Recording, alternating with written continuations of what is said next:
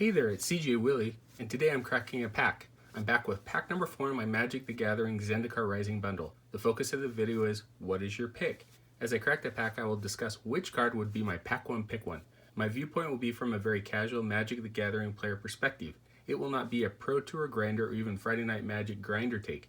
It will be a kitchen table draft, having fun with friends opinion. Check out the preview video on my Zendikar Rising bundle. I have added the link to the preview video in the description below. Let's get to cracking pack number 4.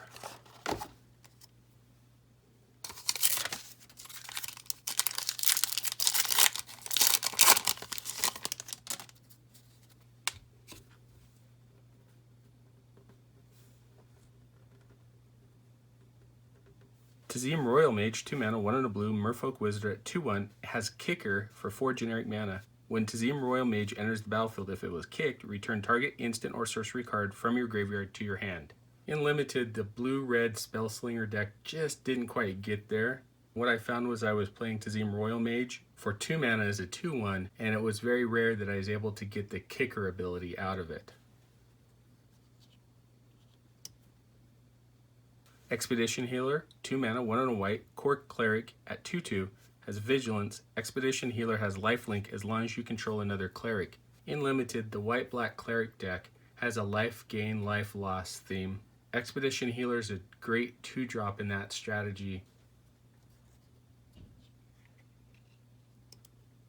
Pyroclastic Helion, 5 mana, 4 and a red, Helion at 4/5. When Pyroclastic Helion enters the battlefield, you may return a land you control to its owner's hand. When you do, Pyroclastic Helion deals 2 damage to each opponent. In a red-green deck, Pyroclastic Helion works really well with the landfall mechanic. Enters the battlefield, you return a land, do 2 damage to your opponent, and play that land and trigger some of your other landfall abilities. Drawn as Silencer, 6 mana, 5 and a black, Vampire Rogue at 3/2. When Drawn as Silencer enters the battlefield, target creature an opponent controls gets -X until end of turn, where X is the number of creatures in your party. Absolutely not. This is a card I don't want to draft in Limited. I found that it usually was the last card circling the table. More than likely you'll have 2 creatures in your party. Horrible card. Might of Murasa, 2 mana, 1 and a green, instant, has Kicker at 3 mana, 2 and a green. Target creature gets +3/+3 until end of turn. If the spell is kicked, that creature gets +5/+5 until end of turn instead. In Limited, this is an okay combat trick.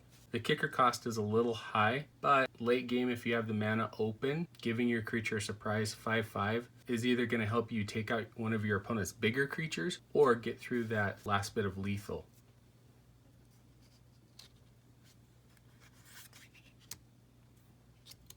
Shepherd of Heroes, 5 mana, 4 and a white, Angel Cleric at 3/4, has flying. When Shepherd of Heroes enters the battlefield, you gain 2 life for each creature in your party. In Limited, Shepherd of Heroes was a good card to play in a deck that was going to go long game.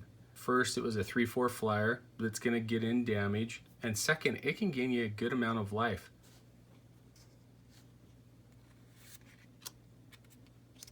Imana Sky Dancer, 3 mana, 2 and a black, Human Rogue at 2/1, has flash, has flying. When the mana Sky Dancer enters the battlefield, target opponent mills 2 cards. The incidental mill is a nice mechanic. Being able to flash it in for a surprise defender and being able to use it in the rogue strategy to mill out my opponent. Cleric of Chill Depths, 2 mana, 1 and a blue, Merfolk Cleric at 1/3. Whenever Cleric of Chill Depths blocks a creature, that creature doesn't untap during its controller's next untap step. In Limited, Cleric of Chill Depths is a good card to have in a controlling deck. A couple of these on the battlefield is going to stall your opponent's ground game. Skyclave Sentinel, 3 generic mana, artifact creature Gargoyle at 2/3, has Kicker for 4 generic mana, has flyer, has defender. If Skyclave Sentinel is kicked, it enters the battlefield with 2 +1/+1 counters on it. As long as Skyclave Sentinel has a +1/+1 counter on it, it can attack as though it didn't have defender. I think this is a great undervalued common. If you put it in the black-green +1/+1 counters deck, pretty soon you can have a 3/4 flyer.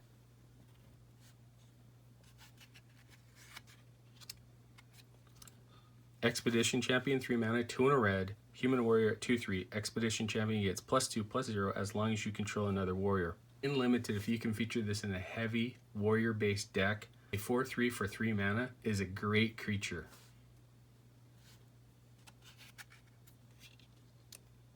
First uncommon is Grotag Nightrunner, 3 mana, 2 and a red, Goblin Rogue at 2/3. Whenever Grotag Nightrunner deals combat damage to a player, exile the top card of your library. You may play that card this turn.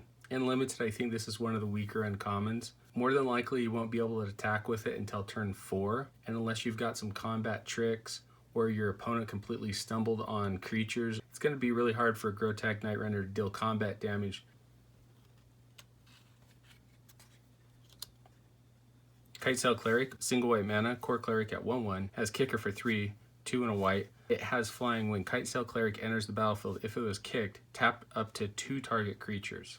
If you're playing it for the single white mana or for its kicker cost, it's still a 1/1, which even for a flyer isn't very impactful on the board. Tapping down 2 creatures might be okay in the late game where you need to get through the last points of damage.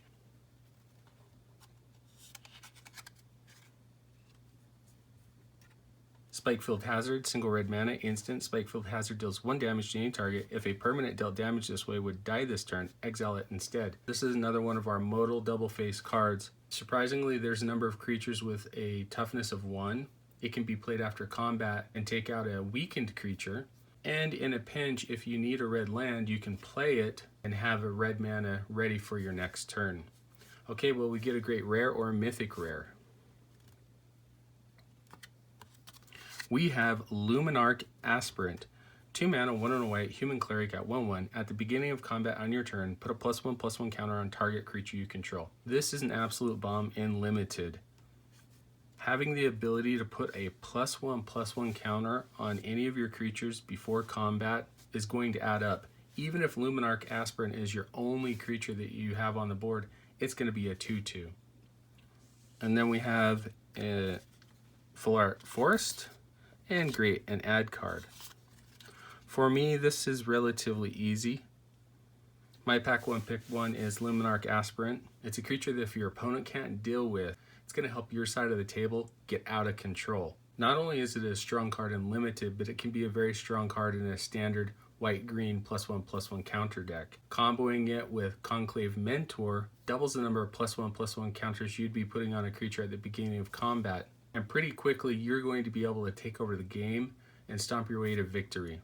Anyway, hope you enjoyed the video. If you did like it, please subscribe and share. Take some time to tell me in the comment section what was your favorite card or the best card out of the pack. Until next time when I'm back to crack pack number 5 from my Magic the Gathering Zendikar Rising bundle, and what is your pick?